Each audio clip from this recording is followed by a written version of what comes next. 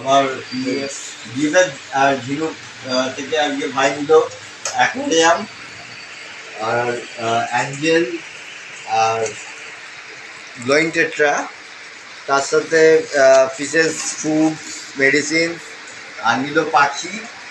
তো আমার aquarium fishes collection কীরকম লাগলো?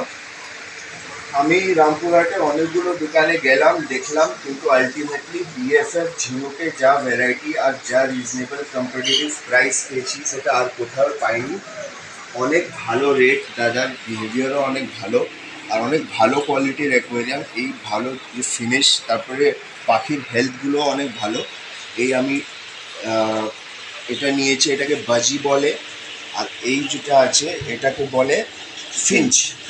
এটা হচ্ছে আর্কটিক ফিঞ্চ, আর এটা হচ্ছে আরেকটা ফিঞ্চের ভ্যারাইটি।